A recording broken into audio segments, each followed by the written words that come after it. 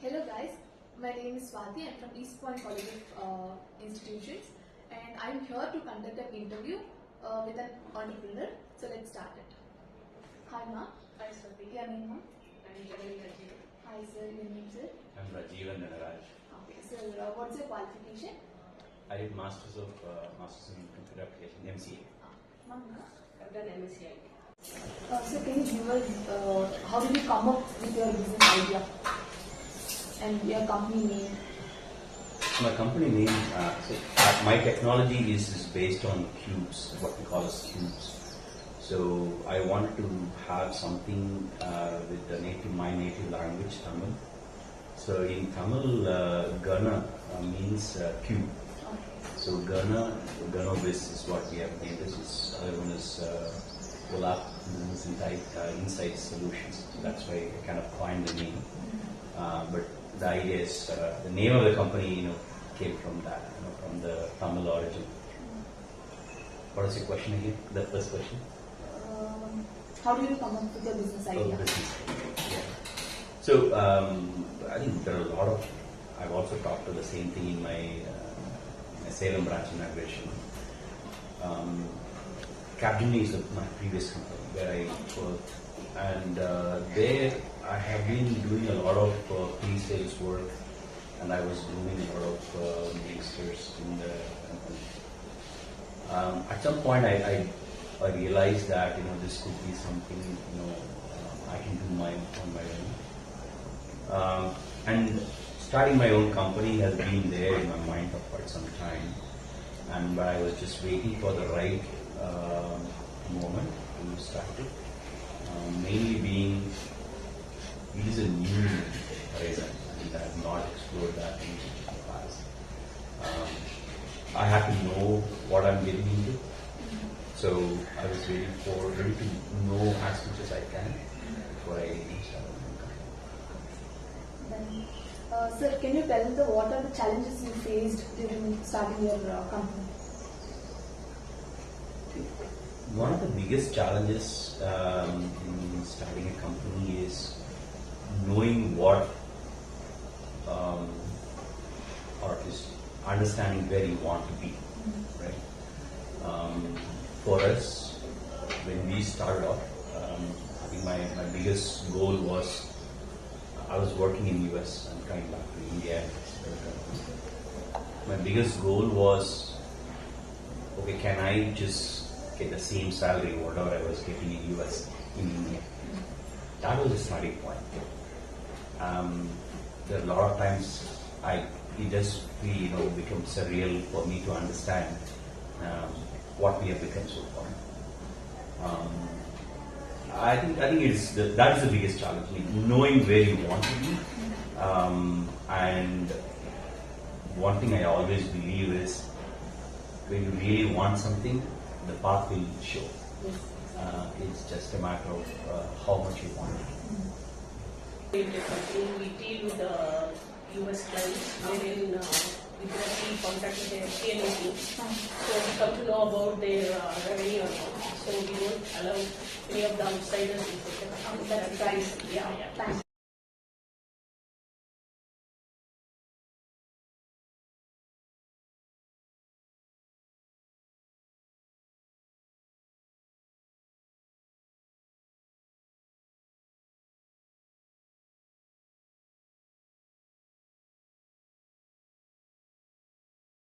How did you stay motivated during the tough times?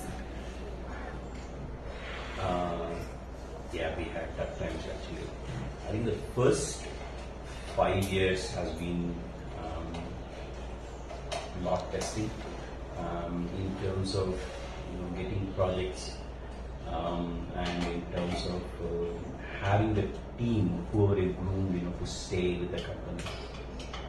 I think the biggest motivation for me was, I know that I'm making careers for people who is joining our company, and that has always been my promise.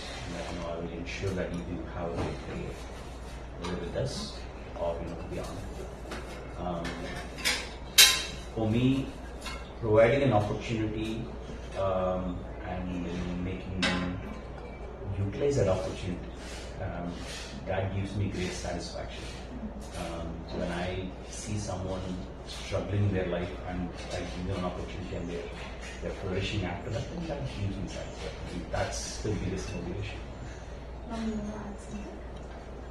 Yeah, he just completed it. How many branches do you have? So we have 3 branches now, one in Bangalore, one in Salem, another one in US, one in Dallas. What personal qualities do you think that are essential for an entrepreneur to be succeed? The biggest is perseverance, because you would see good times and bad times. You need to know how to balance yourself in the middle, regardless of good and bad times. Perseverance is more in towards, regardless of how many ever opportunities come or don't come, you need to keep doing what you do on a daily basis. And you keep grinding the same thing, whatever you keep doing. The second important quality is, whatever opportunity you get, do the best of that.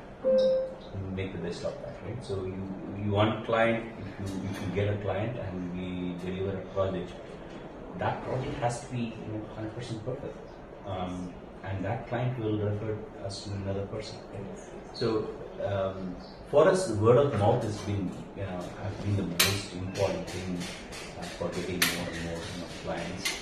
The one client testimonial has been important for getting the next one. So do you think that to become an entrepreneur, do we really need education or masters, or few start up their business without education background? They start up with the skills. So do you think that skills are enough, or we also need education qualification? Again, it depends on what kind of entrepreneurship you are doing. Right? I've seen so many entrepreneurs who have no education, and just with their interaction skills, the way they deal with the customers, there are so many successful entrepreneurs. But for something like an IT or a technology-oriented ones, you need some amount of education. It's not necessary for you to have like a master's and all, but you need to have some understanding of the technology. Right? Without that, how would you start? So that's the difference. Again, depends on what kind of work you're going to do. That's what it makes. Yeah. To add to that, see, it doesn't make sense to be holding masters or what. Commitment matters a lot. Exactly. So even though we have our masters and we commit to the client that we'll be completing the project in 3 months, and if we don't do that, definitely we lose our customer. So commitment.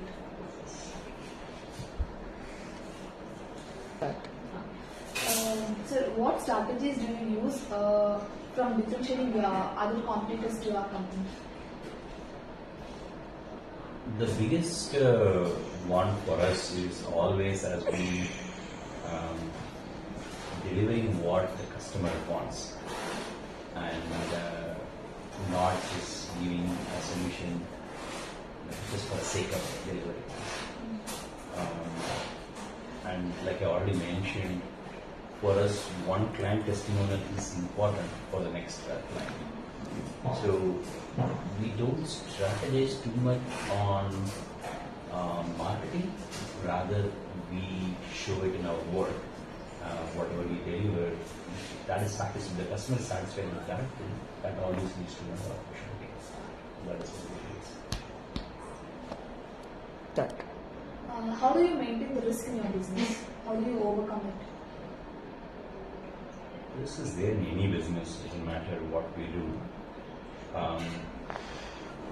For us, taking risk is also very important. We will doing some amount of calculated risks every now and then. it is easy for us to just hire 100 people and keep them. But if you're not able to give them work for the 100 people, then what's the point of having them? Right? So we know that we want to only hire people what we can give work. That's also another risk, right? Just for any company, salary expenses is the biggest expense for the company. So we do a fair bit of capital risks. At the same time, we don't overshoot ourselves.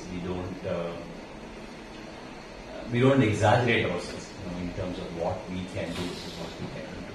We know our limit. We know what we can do and we know what we cannot do. Of course, there is always a difference in approaches by different entrepreneurs. There are so many entrepreneurs out there who risk and the reward is also high. I would say I'm a little more conservative on that. Maybe future I might start taking a little more capital risks. I would say bigger capital risks. For now, we are a little more conservative in this. And always we do have a mitigation plan. If at all we are going to take a risk, we always have a backup and mitigation. That's great. Start. So is it a sole proprietorship or a partnership? So we both are the partners in this company. Yeah, we both own the company. And what is the starting investment you have been making? One advantage of service industry is it's all your knowledge in the technology, right? The very first investment was just some chairs and some tables and some laptops. It was not that much, maybe about 1 or 2 lakhs in the beginning. After that, of course, there are so many other investments we have done. But to begin with, that's all we did. And all we did was show our capability and show our knowledge. How do you maintain a positive company culture? That's a good question. So maintaining a positive company culture is definitely a challenge. People management is definitely a big challenge for us. See, always we try to keep our employees motivation. We conduct motivational seminars and we do conduct frequent feedback sessions with the HR. So whatever grievances they have, we try and convert it as positive by addressing their concerns. And we do conduct some fun activity bi-weekly to keep them away from work, and that becomes as a stress buster for them. So half an hour or 1 hour, we make them laugh a lot. So we forget us, we are employees, and we go back to our childhood days and we play, even though it's silly games, or we make sure team bonding comes during that time. So that way we maintain some positive culture. Start. So what marketing strategy have been worked the best for your company? The biggest marketing strategy is low cost. Okay. Because being a smaller company, that is what is the biggest marketing strategy. Because what we do, there are so many other companies do as well. So we are right now about 40 employees. The big companies like Capgemini or Cognizant, they don't even have this many people actually, because the technology is so niche. But the same is done by the big four, like Deloitte, PwC, KPMG and others. Those guys have a lot of people, right? But they charge also the customer a lot. Yes. So I think that is the biggest difference. You get the same solution, but in a much lesser cost. That's the biggest selling point. Ma'am, how do you maintain a long-term relationship with your customers? Yeah, so we do have customers. We have done projects back in 6 years, 7 years. We have them as a client till date. That is because based on our ad hoc reply what we get.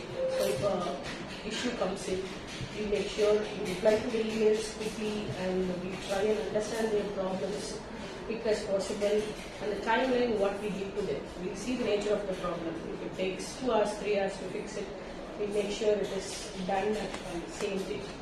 So that is the biggest reason we have our long-term relationship with the customers till date. And also, as I said, commitment. So that is the key word where we follow all the time. If we say this will be completed by 10 p.m. IST, we make sure it get completed by 10 p.m. IST. So that is when, that is the key thing. Start. So till now, what is the biggest financial mistake you have made in this journey, and what did you learn from it?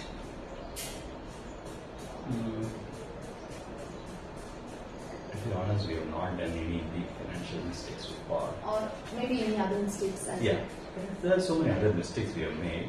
I think one of the mistakes we have done in the past is when we started out the company and we said to the employees that, hey, we are not asking for any return commitment, but we want you to verbally commit that you will stay with us for 2 years. And that is important for us because we start training somebody and we groom the people. So only after they complete about a year, they become really useful for the company. Until then, they are just learning, they are just grooming their skill. So many times what happened is because we thought we are being very nice and we thought employee would honor that, it backfired us. So employees came back and said, where is the commitment signature, show us that, all of this, that kind of conversations. And we realized, okay, we can be nice, not too nice. And we started putting that in writing. I think that's where I think we made so many mistakes. Of course, the people management is the biggest challenge for us. Knowing different types of people, different types of background when they come into the company. They all think differently. Even though our intentions might be good, it is not the way a particular employee may perceive that. And that's the thing we changed. We learned it. Then we started putting a solid commitment in a return and a way, so it made our interactions also simple and easy, not to really overcomplicate it. Of course, it's once they know that this is what they're committed, it becomes simple. That conversation never happens. Right? So that is one of the biggest mistakes we ever made. And of course, there were few people kind of had manipulative conversations, and they kind of utilized that to use for their own kind of purposes. We try to avoid that. We still learn. Of course, it's not. There is no end to learning. So we keep learning. We try to be better every time. We try to do it. So from my perspective, so whatever mistakes we have done so far, we always take it as a learning curve for us. And one thing mainly I learned is I should stop being emotional with employees. And earlier when we started, I was being so emotional with employees, having emotional connection.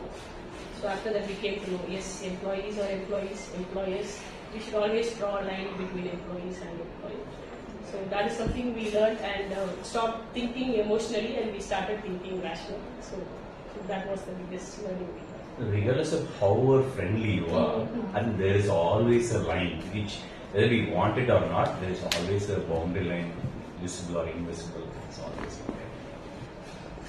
Ari? So where do you see your company next 5 years? So last 7 years itself has gone 7 years. It's actually astonishing for me. For me, I think we didn't make a first million in annual revenue.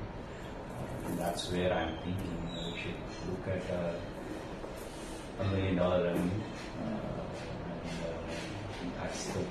That's what I'm at least hoping for. Right? But that's not the end goal. That's not where I see the company.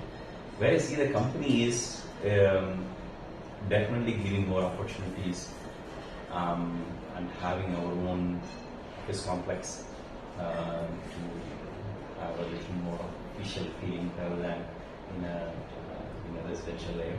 That's what we are trying to see. Of course, a lot of challenges are. We see the inputs. Okay. And We want to build multiple leaders. okay. Yeah, that would be our goal. And what suggestion would you give for the youngsters who want to become entrepreneurs? See, definitely